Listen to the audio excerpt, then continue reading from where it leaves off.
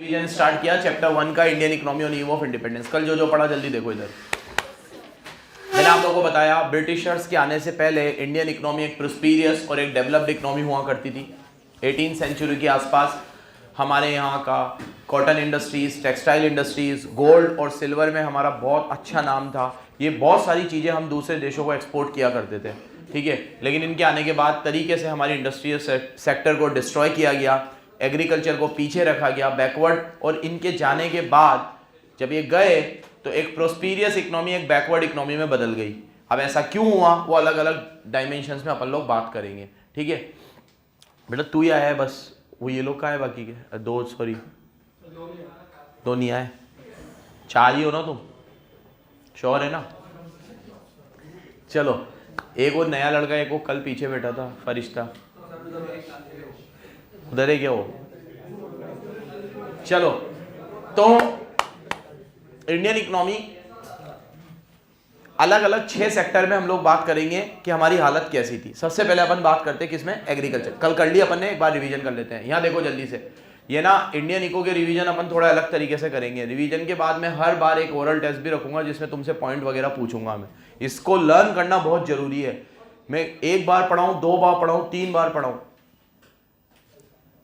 ये सिर्फ मेरा ही रिवीजन होगा, तुम्हें लर्न होना जरूरी है। इसलिए इसको टाइमली बेसिस पे बहुत बार पढ़ना पड़ेगा। मैक्रो की तरह नहीं है। मैक्रो में क्या सब चीज कंसेप्चुअल है। एक बार कंसेप्ट समझ में आ गया, मनी सप्लाई क्या है, ठीक है, बजट एक बार पढ़ लिया, 2 बार पढ़ लिया, अच्छे से रिटेन रह जाता है वो। ये इतनी जल्दी रिटेन नहीं रहेगा, ये बार बार पढ़ना पड़ेगा तो जाके अच्छे से लर्न होगा। तो इसका चैप्टर का रिवीजन कंप्लीट होते ही एक ओरल टेस्ट भी रहेगा रिटर्न के साथ, ठीक है। तो ध्यान से सुनते चलना। मैंने कल आप लोगों को बताया कि हमारा पहला क्वेश्चन जो इसमें से बनेगा वो ये बनेगा कि why agriculture goes into stagnation at the advent of British rule या at the time of British rule. British rule के वक्त एग्रीकल्चर स्टैग्नेशन में क्यों पहुंच गया। 4 कारण बताए थे। पहला लैंड रेवेन्यू सिस्टम, दूसरा हाई डिग्री ऑफ वल्नरेबिलिटी, तीसरा कमर्शियलाइजेशन, चौथा पार्टीशन ऑफ इंडिया। सुनो, चारों के अंदर की भी चीज याद रखना। पहले में क्या लिखोगे, लैंड रेवेन्यू सिस्टम में क्या करते थे, ये अलग अलग जो जमीनें थी उसके ऊपर टैक्स लिया जाता था हाई रेट से, ठीक है। रेंट बोलो, टैक्स बोलो, ठीक है, लगान बोलो। जब ये टैक्सेस ये लोग भरते थे किसान, तो इनकी कमाई का मेजर हिस्सा ये टैक्स देने में चला जाता था।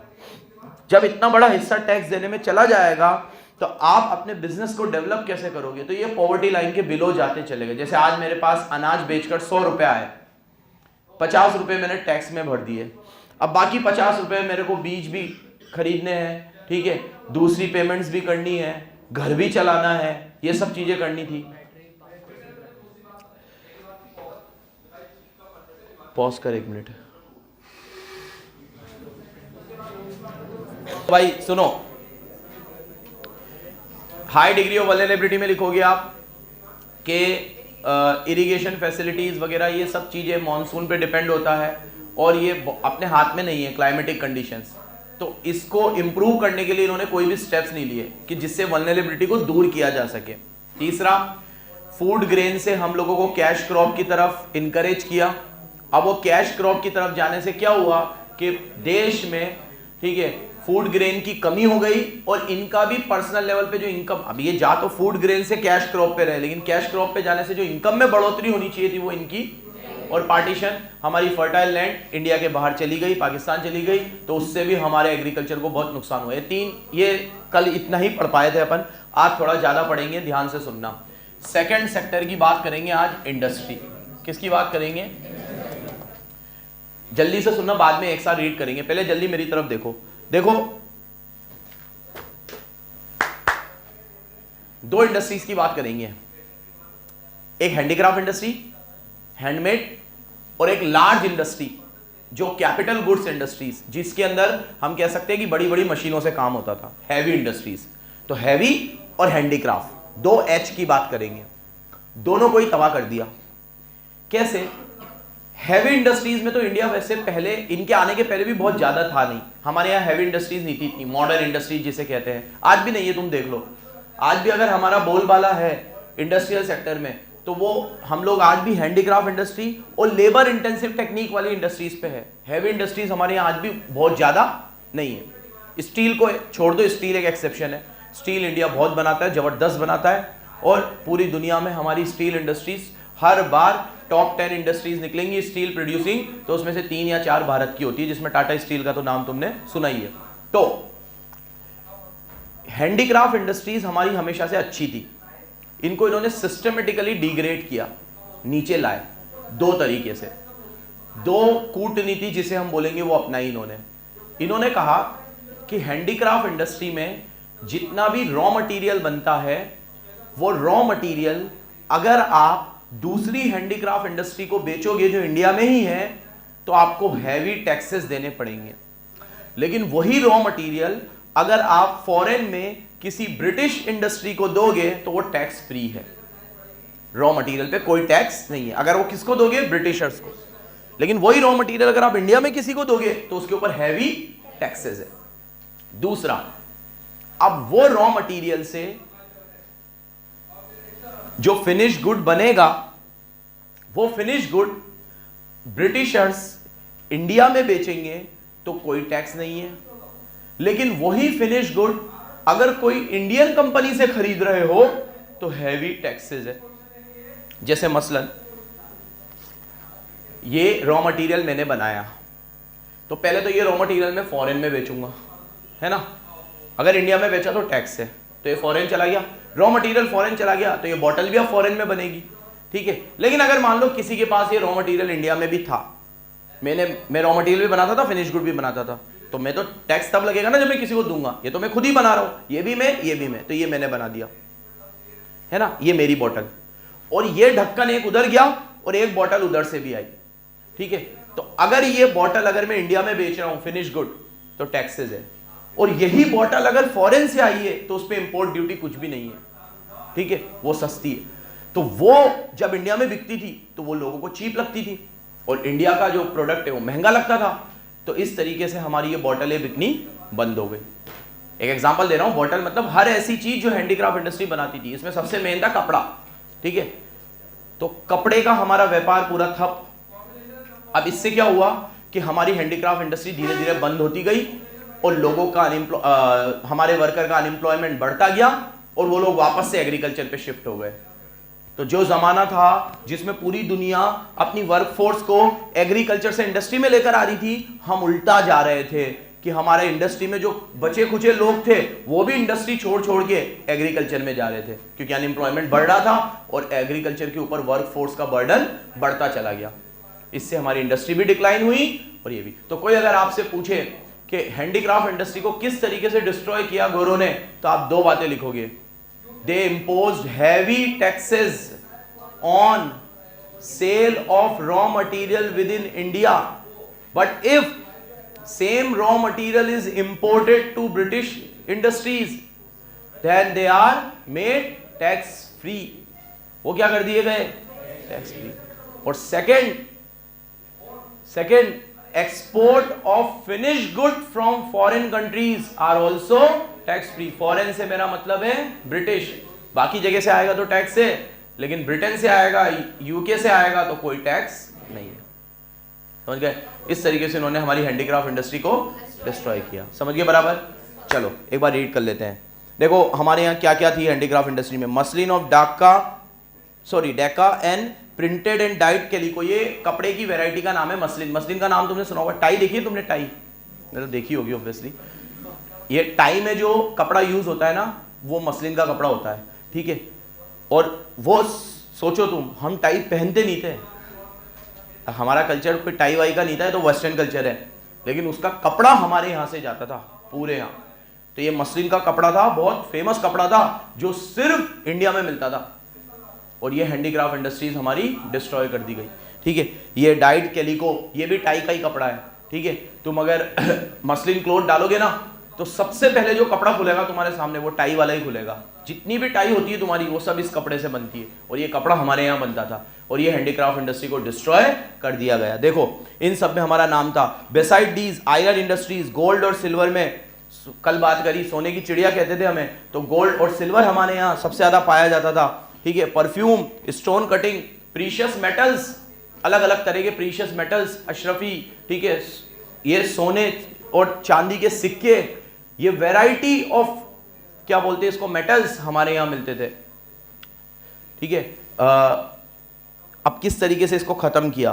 First, tariff free export of raw material from India. India से अगर आप रॉ मटेरियल एक्सपोर्ट करोगे तो टैरिफ फ्री, और tariff free import of British finish good, और वहां से फिनिश गुड मंगाओगे तो वो भी फ्री, उस पर भी कोई टैक्स नहीं, और हम रॉ मटेरियल देंगे उस पर भी कोई टैक्स नहीं, ना तो रॉ मटेरियल देने पे टैक्स, ना फिनिश गुड आने पे टैक्स। तो फिर सर बढ़िया बात है ना, टैक्स नहीं है। अबे टैक्स यहां लगा देते वो, heavy duties imposed on export of Indian handicraft, और अगर हम कोई हैंडीक्राफ्ट एक्सपोर्ट करेंगे तो उस पर टैक्स, हम वो रॉ मटेरियल इंडिया में किसी को बेचेंगे तो टैक्स, और बाहर बेचेंगे तो कोई टैक्स नहीं। ठीक है, समझने मतलब सोचो कि लोग किस तरीके से ऐसी पॉलिसी को मानते होंगे। आज पॉसिबल है, आज तो उल्टा होता है ना, अगर मैं ये चीज इंडिया में दे रहा हूं तो कम टैक्स होगा, है ना, और बाहर से इंपोर्ट कर रहा हूं तो ज्यादा टैक्स होगा। ऐसा ही होना चाहिए। ये कौन सी गणित है कि कोई चीज अगर मैं बाहर की ला रहा हूं तो उस पर टैक्स नहीं है, और वही चीज मैं इंडिया में खरीद रहा हूं तो उस पर टैक्स है।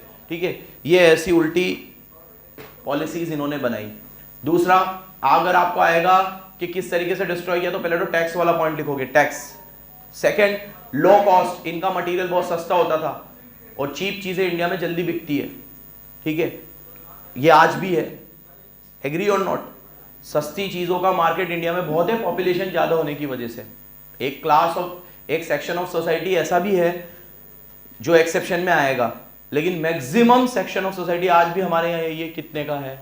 ठीक है, पहला सवाल हमारा यही होता है, हमने क्वालिटी देखी नहीं देखी, क्या है क्या नहीं, हमारा पहला सवाल दुकान में घुसते ही कितने का है। मैं भी शामिल हूँ, तुम भी शामिल हो, बहुत सारी चीज़ों में तो ऐसा ही होता है। तो इसका मतलब हम लोग बहुत ज़्यादा कॉस्ट को लेकर कॉन्शियस है, क्वालिटी को लेकर इतने नहीं है। तो चीप प्रोडक्ट जब वहाँ से आता था तो जल्दी बिकता था। तो टैक्स एक रीज़न था, चीप प्रोडक्ट, और तीसरा ये हमारे ऊपर वेस्टर्न कल्चर थोपते जा रहे थे। इनके आने के पहले हमारा जो ट्रेडिशन था वो किसका था? खाकी पहनने का था, धोती था, कुर्ता था। ठीक है, ये चीज हमारे थे, ये टाई कोट बेल्ट, ठीक है, ये तो इनके आने के बाद आया है। लेकिन ये चीज अब आज ये बहुत कॉमन है। ठीक है, और आज ये सिर्फ सब चीज ना हो तो आपको बैकवर्ड समझा जाता है, लेकिन उस समय 90% 95% लोग यही पहनते थे, तो वो बैकवर्ड थोड़ी थे। तो इन्होंने क्या अपना ट्रेडिशन सब पे थोपा, और धीरे धीरे धीरे धीरे धीरे फिर हम इनकी चीज़ों के आदी बनते गए। तो इस वजह से हमारी हैंडीक्राफ्ट इंडस्ट्री पूरी तरीके से ख़त्म हो गई। अभी भी अगर कोई खाकी बनाता है तो उसको सरकार बहुत सब्सिडी देती है, और आज भी अगर खाकी हमारे यहाँ जिंदा है तो बस पॉलिटिशियंस की वजह से है कि आज हमारे यहाँ पॉलिटिशियन में तुम किसी को भी देखोगे, कांग्रेस का हो, बीजेपी का हो, आम आदमी का हो, किसी भी पार्टी का हो, वो जब लोकसभा राज्यसभा में एंटर होगा तो खाकी ही पहनी होगी उसने। तो एक काम तो ये लोग अच्छा कर रहे हैं, बस एक ही काम कि हमारे यहाँ आपको लोकसभा में सूट बूट और सूट बूट की सरकार नहीं मिलेगी। बाकी आप किसी का भी पार्लियामेंट देखोगे, कोई डिबेट चल रही होगी, सारे नेता वेता बैठे होंगे तो कोर्ट वोट में ही बैठे होंगे। हमारे यहाँ कम से कम ये ट्रेडिशन अभी जिंदा है 2023 में भी, कि जितने भी नेता होंगे, ठीक है, वो ये सूट बूट पहन के नहीं आते। ठीक है, तो कम से कम कोई तो पहन रहा है। ठीक है, तो वो एक ट्रेडिशन इन्होंने हम पे थोपा, कौन सा? Western culture. तो तीन चीजें थी जिनसे डिस्ट्रॉय हुए, तो टैक्स लगा दिया, एक चीप लेबर, अरे चीप प्रोडक्ट, और दूसरा इम्पोजिशन ऑफ वेस्टर्न कल्चर। क्या? चलो, अब हैंडीक्राफ्ट इंडस्ट्री डिक्लाइन होने से क्या हुआ? ये तो सिंपल पॉइंट है, अनएम्प्लॉयमेंट बढ़ा। क्या बढ़ा? एग्रीकल्चर पे बर्डन बढ़ा, क्योंकि अगर यहां अनएम्प्लॉयमेंट होगा तो वो कहां चले जाएंगे? एग्रीकल्चर पे बर्डन बढ़ा, और हमारा इंपोर्ट बढ़ा। क्या बढ़ा? तो अगर देखो, ये मैंने टेस्ट में भी दिया था, तुम लोग क्या करते हो, सारे पॉइंट लिख देते हो, ऐसे नंबर नहीं मिलते। दो अलग अलग चीजें हैं। मैं तुमसे पूछूं कि हैंडीक्राफ्ट इंडस्ट्री डिक्लाइन कैसे हुई, तो तुम टैक्स वाली बात लिखोगे, चीप प्रोडक्ट वाली बात लिखोगे, और वेस्टर्न कल्चर वाली बात लिखोगे। अब मैं तुमसे पूछूं कि हैंडीक्राफ्ट इंडस्ट्री डिक्लाइन होने से इफेक्ट क्या आया, तो तुम बोलोगे अनएम्प्लॉयमेंट बढ़ा, एग्रीकल्चर के ऊपर बर्डन बढ़ा, और इंपोर्ट बढ़ा। क्या बढ़ा? खिचड़ी मत पकाना, फिर तुम पूछ कॉपी लेके आते इसमें कहाँ नंबर कटे मेरे, ये तो बुक में ही था। ठीक है, तो बराबर सवाल को देखना, फिर आंसर लिखना। आगे आओ। ये तो हैंडीक्राफ्ट इंडस्ट्री खत्म करी इन्होंने। दूसरा इन्होंने खत्म किया मॉडर्न इंडस्ट्री। क्या खत्म करी? Modern industry. कैसे खत्म करी? मॉडर्न इंडस्ट्री में इनका कोई इतना वो रोल नहीं था, क्योंकि मॉडर्न इंडस्ट्री कोई ऐसा नहीं था कि हमारे यहाँ बहुत अच्छी थी और इन्होंने खराब कर दी। हाँ, ये कह सकता हूँ हमारे यहाँ बहुत अच्छी नहीं थी और इन्होंने जितनी थी उतनी भी खत्म कर दी। ठीक है, तो अगर मान लो हम 2-3 पे चल रहे थे तो माइनस पे आ गए। अगर 10 की रैंकिंग में हम 2 पे थे कि आउट ऑफ 10 हमें हैवी इंडस्ट्री में 2 मिलते थे, तो अब 0 या माइनस मिलेगा। ठीक है, ऐसा इन्होंने कर दिया। कैसे करा? हैवी इंडस्ट्री में क्या होता है बच्चों, स्टेट का पार्टिसिपेशन चाहिए होता है, सरकार का। हैवी इंडस्ट्री कोई अकेला आदमी नहीं खोल सकता। आ जाइए अंबानी, अडानी, ये जितने भी नाम तुम्हारे सामने है ना, बड़े बड़े इनके चर्चे होते हैं, इनके वीडियोस वायरल होते हैं, देखो ये मेहनत से कहां पहुंचे। ठीक है, लेकिन इनकी बैलेंस शीट उठा के देखना, अगर इनको गवर्नमेंट का सपोर्ट ना मिले, बैंकों से अच्छी टर्म्स एंड कंडीशन पे लोन ना मिले, तो ये क्या है वो भी आप देखो। जितनी भी, मैं इंडिया की बात नहीं कर रहा, पूरे वर्ल्ड की बात कर रहा हूं। एक लेवल आप उठते हो, फिर आप उस मुकाम पे पहुंचते हो, ये आपकी मेहनत है। लेकिन यहां से जब आप यहां जाते हो ना, तो उसमें स्टेट और सेंट्रल का पार्टिसिपेशन बहुत जरूरी होता है। ठीक है, अडानी जी के, मोदी जी के साथ बहुत अच्छे रिश्ते थे, सिर्फ पीएम बने तब नहीं, जब वो सीएम बने तब भी।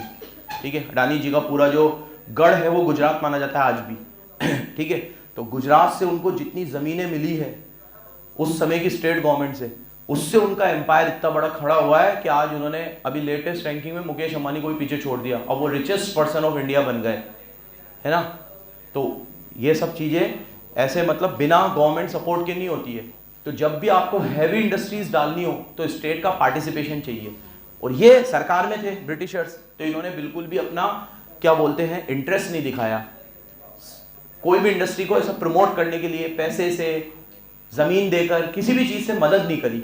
तो स्टेट पार्टिसिपेशन बहुत लो था, और स्टेट पार्टिसिपेशन लो होने की वजह से हैवी इंडस्ट्रीज डेवलप नहीं हो पाई, और जो थी वो भी बंद हो गई। बस हाँ, एक इनके समय में सबसे बड़ा स्टील प्लांट खुला था जमशेदपुर में। ठीक है, वो याद रखना, जो जमशेदजी टाटा ने ही खोला था, और वो भी स्टील प्लांट ही था। और उसका नतीजा आप देख सकते हो कि उस समय एक स्टील प्लांट इंडिया में इतना बड़ा खुला, तो आज स्टील में इंडिया की कितनी वक़्त है, पूरे वर्ल्ड में हम अपना लोहा मनवा चुके हैं। ठीक है, तो ये स्टील में जो हम आज है उसका एक बहुत हद तक क्रेडिट जाता है कि वो 100 साल पहले जो ये प्लांट यहाँ पे डला था जमशेदपुर में, और आज ऐसे जने कितने प्लांट्स हैं इंडिया में, और शायद स्टील मैन्युफैक्चरिंग में टॉप 3 में इंडिया आता है। पूरे वर्ल्ड में स्टील जो मैन्युफैक्चर होता है उसमें टॉप 3 में इंडिया आता है। ठीक है, तो स्टील में उस समय से, अब सोचो स्टील के साथ वहाँ 3-4 प्लांट और डल जाते तो और भी चीज़ों में हम आगे होते, लेकिन हम हैवी इंडस्ट्री में उतना थे ही नहीं। ठीक है, चलो कैसे हैवी इंडस्ट्री को ख़त्म किया। Second half of 19th century modern industries develop हुई।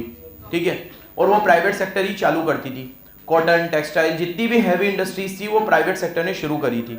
The credit for the beginning of iron and steel industries goes to Jamshedji Tata, जिन्होंने टिस्को स्टार्ट करी थी, Tata iron and steel company. कहां पर?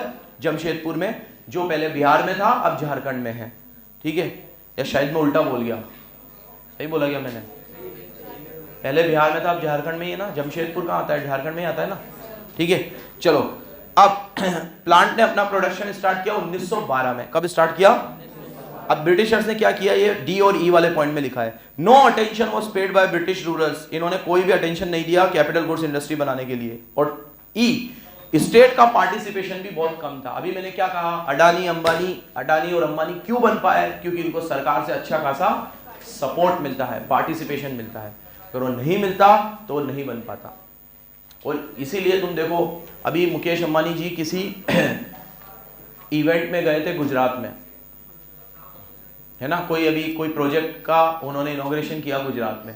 उसमें उन्होंने खुलेआम ये बात बोली, ठीक है, कि भैया मतलब कि मोदी जी के नेतृत्व में 2047 में इंडिया का जीडीपी $30 ट्रिलियन होगा, और $3 ट्रिलियन तो सिर्फ गुजरात का जीडीपी होगा आने वाले समय में। ठीक है, तो ये बात उन्होंने बोली। ठीक है, तो तुमने कोई इंडस्ट्रीज को देखा है क्या कि ऐसे खुलेआम खुले प्लेटफॉर्म पे इतना किसी पार्टी को सपोर्ट कर रहे हैं? क्योंकि तुम कभी भी इंडस्ट्रीज को, स्पोर्ट्स पर्सन को, इनको देखा करो, ये न्यूट्रल रहते हैं काफ़ी हद तक, ये किसी पार्टी का या किसी का नाम नहीं लेते, न्यूट्रल रहते हैं। ठीक है, लेकिन उन्होंने खुल के बोला। ठीक है, क्योंकि यहाँ से भी खुल के सपोर्ट आता है। तो जब खुल के सपोर्ट आता है तो खुल के वाहवाही भी निकलती है, ठीक है। तो ये इंडस्ट्रीज को बहुत हद तक सपोर्ट मिलता है। अब यहां पे भी यही पॉइंट दिया जा रहा है कि स्टेट पार्टिसिपेशन उस समय भी अच्छा होता, गवर्नमेंट की तरफ से इंडस्ट्रीज को अच्छा बैकअप मिलता, तो हैवी इंडस्ट्रीज भी डेवलप होती इंडिया में, लेकिन नहीं हो पाई। तो दो कारण इसके भी आप लिखोगे, एक तो इन्होंने कोई अटेंशन नहीं दिया, और एक state participation was very low, और एक हैवी इंडस्ट्री इंडिया में शुरू से भी इतनी कोई अच्छी नहीं थी, अपार्ट फ्रॉम टिस्को, जो पहला स्टील प्लांट हमने डाला था और जिसने ऑपरेशन स्टार्ट किए थे 1912 में। याद रखना, इस पे से ऑब्जेक्टिव बनेगा। कहां डाला था? जमशेदपुर, ठीक है। ऑपरेशंस कब से स्टार्ट हुए? 1912 से, ठीक है। ये सब पे से ऑब्जेक्टिव बन सकता है। चलो देखो आगे देखो। अब तीसरे सेक्टर की बात करते हैं। लास्ट में दो ड्रॉबैक बता रखे हैं कि इंडस्ट्रियल सेक्टर से क्या हुआ हमारे। दो ड्रॉबैक, एक तो हमारा इंडस्ट्रियल सेक्टर का जीडीपी में कंट्रीब्यूशन बहुत ही कम था, और पब्लिक सेक्टर को जितना इंगेज होना चाहिए था प्राइवेट सेक्टर के साथ मिलकर, उतना public sector engage. Public sector से मेरा क्या मतलब है? गवर्नमेंट। पब्लिक सेक्टर से मेरा क्या मतलब है? गवर्नमेंट। जब हम लोग ये चैप्टर कंप्लीट करेंगे, अब तो आप आगे के चैप्टर पढ़ चुके हो, तो मैंने चैप्टर 2-3 में क्या पढ़ाया था आपको कि पब्लिक सेक्टर सारा काम करती थी, सब चीजें अपने हाथ में ले रखी थी। फिर अगले चैप्टर में क्या पढ़ा? लिबरलाइजेशन में, कि वो कंट्रोल खत्म कर दिया, लाइसेंस खत्म कर दिए। तो सिमेट्री समझ रहे हो तुम कि पहले क्या था? पब्लिक सेक्टर का कंट्रोल नहीं था, जो भी हैवी इंडस्ट्री थी वो कौन कंट्रोल कर रही थी? Private sector. लेकिन जब देखा प्राइवेट सेक्टर के अकेले की बस की नहीं है, तो सरकार भी आ गई। फिर जब सरकार और पब्लिक सेक्टर, प्राइवेट सेक्टर दोनों मिलकर करने लगे, तो लगा कि भैया पब्लिक सेक्टर की इसमें ऑटोनॉमी है, रेड टेपिज्म बढ़ रहा है, ब्यूरोक्रेसी बढ़ रही है, सरकार ढंग से काम नहीं कर रही है। तो एलपीजी में क्या पढ़ा हमने कि पब्लिक सेक्टर धीरे धीरे बाहर आती गई, भैया तुम ही करो लिबरलाइजेशन। तो तुम्हें क्रोनोलॉजी समझ में आ रही है कैसे चल रहा है कि जब ब्रिटिश छोड़ के गए तो स्टेट गवर्नमेंट, पब्लिक सेक्टर बिल्कुल नहीं था। जब जवाहरलाल नेहरू प्राइम मिनिस्टर बने तो उनको क्या लगा कि पब्लिक सेक्टर होना चाहिए इसमें, नहीं तो हमारा टेलीकॉम, कम्युनिकेशन, ये सब चीजें कभी आगे नहीं आएंगे, तो पब्लिक सेक्टर का होना चाहिए। तो उन्होंने क्या करा? धमाधम निवेश करना शुरू कर दिया। अब पब्लिक सेक्टर प्राइवेट सेक्टर दोनों थे, और बहुत सारी चीजें सिर्फ किसके हाथ में थी? पब्लिक सेक्टर की। फिर समय निकला, अलग अलग प्रधानमंत्री आए, अलग अलग। फिर जब मनमोहन सिंह उस समय फाइनेंस मिनिस्टर बने तो उनको क्या लगा कि इकोनॉमी बहुत बुरे हाल में है। अब पब्लिक सेक्टर को क्या चाहिए? अपनी सब चीजें बेच दे, प्राइवेटाइजेशन, लिबरलाइजेशन, निकले बाहर आए और प्राइवेट सेक्टर को ही आने दे, और आज तक फिर वही चल रहा है। अब गवर्नमेंट को कोई इंटरेस्ट नहीं बचा है किसी भी इंडस्ट्री में, मेरा तो ये कहना है। गवर्नमेंट का एक ही इंटरेस्ट है अब, ठीक है, भाषणबाजी करो, नारे वारे दो, इधर जाओ, रैलियों में घूमो, मस्त चुनाव जीतो। बिजनेस में तो किसी भी सरकार को मुझे लगता नहीं है कोई इंटरेस्ट है अब। सही बोल रहा हूं मैं? किसी भी बिजनेस में किसी गवर्नमेंट को अब इंटरेस्ट ही नहीं है। होता तो इतना जल्दी जल्दी हम लोग भारत पेट्रोलियम जैसी चीज भी हम बेच रहे हैं जो हमें प्रॉफिट कमा के दे रही है। सोचो, ऐसी ऐसी इंडस्ट्रीज को भी हम अब बेच रहे हैं, ठीक है। तो और मोदी जी ने तो एक किसी रैली में कहा था, government business is no business, ऐसी कोई लाइन उन्होंने बोली थी कि भैया सरकार का काम व्यापार करना नहीं है, ऐसा कुछ बोला था उन्होंने। मतलब जिसका तात्पर्य ये निकल रहा था, ठीक है। क्या बोल रही है? जो भी है यार, ठीक है। तो गवर्नमेंट अब बिजनेस में बहुत कम इंटरेस्टेड है, और ये तुम देखो अब हम वापस वहीं आ गए जहां से हमने शुरू किया था कि अब पूरा काम कौन ज्यादा कर रही है? Private sector. तो इंडस्ट्रियल डिक्लाइन हो गया। अब तीसरी चीज पे आते हैं, फॉरेन ट्रेड। ये बहुत छोटा सा है, इसको रीड तुम करना, मैं बता देता हूं। फॉरेन ट्रेड मतलब इंडिया कितना दूसरे देशों के साथ ट्रेड करती थी। तो भैया पहले हम चाइना, अफ्रीका, ठीक है, और दूसरी मिडिल ईस्ट की कंट्रीज के साथ ट्रेड करते थे। लेकिन इनके आने के बाद भारत का 50% से ज्यादा फॉरेन ट्रेड सिर्फ यूके के साथ होने लग गया। पहले हम किस किस के साथ करते थे? चाइना के साथ, अफ्रीका के साथ, मिडिल ईस्ट मतलब तुम्हारा ईरान, इराक वगैरह, नाम ये नहीं थे उस समय, ठीक है, इसलिए मिडिल ईस्ट बोल रहा हूं। तो मिडिल ईस्ट में इन कंट्रीज के साथ हमारा बहुत अच्छा खासा ट्रेड था, ठीक है। अब हाँ, पर्शिया था शायद ईरान का नाम पहले, है ना। तो ये पूरी जितनी भी मिडिल ईस्ट की कंट्रीज थी उस समय एकजुट, क्योंकि फिर उस समय यूएई वगैरह भी ऐसे अलग नहीं था, ठीक है। तो इनके साथ हमारा ट्रेड था। लेकिन ब्रिटिश रूल में इन सब देशों के साथ हमारे रिश्ते हो गए खराब, और 50% फॉरेन ट्रेड हमारा सिर्फ यूके के साथ होता था। और उसके लिए इन्होंने स्विस कैनाल बनाया, और स्विस कैनाल से क्या हो गया कि इनको इंडिया से इंग्लैंड माल पहुंचाने में कॉस्ट की बहुत सेविंग हो गई, लेकिन भारत का अंधी पैसा इन्होंने स्विस कैनाल में लगा दिया, सिर्फ इसलिए कि इनका ब्रिटेन के साथ ट्रेड, इंडिया का ब्रिटेन के साथ ट्रेड अच्छा हो सके, कॉस्ट कम लगे, ट्रांसपोर्ट का खर्चा कम लगे। ठीक है, आज अगर हम लोग कोई भी कैनाल वेनाल कुछ भी बनाते हैं तो पहले हम देश में बनाते हैं। हमारा पहला ऑब्जेक्टिव क्या होता है कि इंडिया में इंटरनल ट्रेड अच्छा हो। आज इतने हाईवे बनते हैं, क्यों बनते हैं भैया? ठीक है, कि जितनी रोड की कनेक्टिविटी अच्छी होगी बिजनेस उतना अच्छा होगा। आज अगर मान लो मुंबई दिल्ली एक्सप्रेसवे बनेगा, ठीक है, इस साल के अंदर अंदर इनॉग्रेट हो जाएगा, आपके लिए दिल्ली कितना पास हो गया? ठीक है, 4 से 5 घंटे मैक्स टू मैक्स, अगर धीरे धीरे चलाओगे 6 घंटे में दिल्ली लग जाओगे आप।